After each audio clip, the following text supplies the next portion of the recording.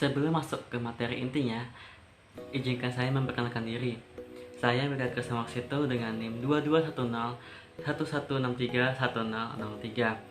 Pada kesempatan kali ini saya akan menjelaskan materi yaitu membaca dalam hati. Yuk, kita cari tahu. Apa itu membaca dalam hati? Membaca dalam hati adalah membaca dengan menggunakan ingatan visual yang melibatkan peraktifan mata dan juga ingatan. Tujuan membaca ini adalah untuk memperoleh informasi, memperoleh pengertian baik pokok-pokok maupun rincian-rinciannya.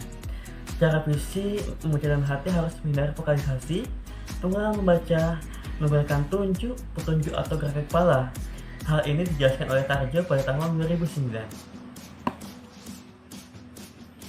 Kapan waktu yang tepat untuk belajar membaca dalam hati?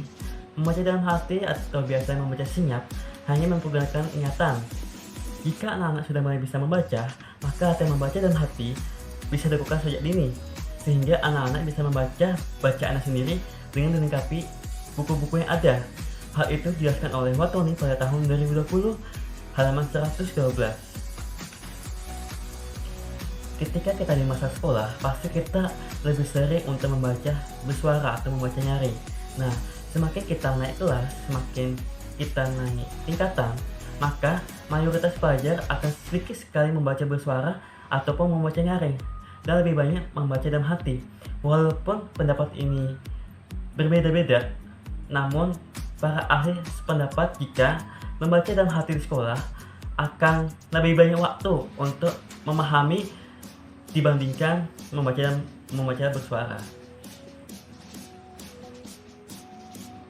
Membaca dalam hati meningkatkan keterampilan pemahaman atau comprehension skill. Nah, pemahaman ini dibagi menjadi dua, yaitu ekstensif dan intensif. Membaca dalam hati adalah sebuah kunci bagi semua ilmu pengetahuan, karena teknik ini menuntut pembaca untuk mampu memahami apa yang dibacanya berdasarkan bahan bacaan. Semakin pembaca mampu memahami bahan bacaannya, maka semakin terbukalah ilmu pengetahuan yang sudah barusan dia dapat. Nah, tadi kita sudah menyinggung ada membaca ekstensif dan membaca intensif. Membaca ekstensif adalah membaca secara luas, yang objeknya meliputi sebanyak mungkin teks dalam waktu singkat.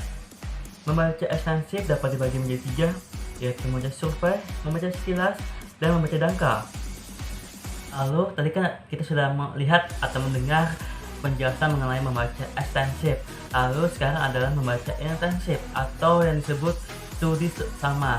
Nah, membaca ini dilakukan dengan teliti ataupun terperinci yang dilaksanakan di dalam satu ruangan seperti ruang kelas yang kita akan meneliti suatu teks sekitar 2-4 halaman setiap harinya, seperti kuesioner, latihan pola-pola kalimat atau yang kosakata, telaah kata-kata seperti dalam diskusi umum.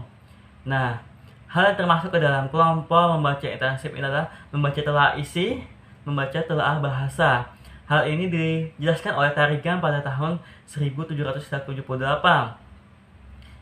Menelaah suatu isi menuntut ketelitian, sedangkan menelaah bahasa adalah menuntut pembaca untuk memahami tentang bahasa yang berdasarkan bahan bacaan. Apakah teman-teman sudah memahaminya? Nah, jadi itulah penjelasan mengenai membaca dalam hati. Lalu, apa yang terakhir? Ya benar, kita akan menyimpulkan hasil dari yang kita sudah pelajari tadi.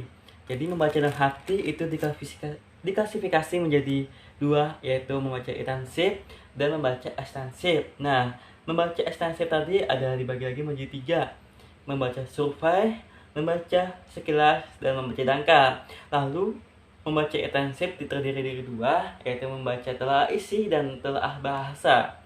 Berdasarkan tadi kita dengar pendapat para ahli bahwa membaca dalam hati adalah membaca pemahaman yang memerlukan penglihatan tanpa vokalisasi. Itulah pemaparan materi dari saya. Saya ucapkan terima kasih.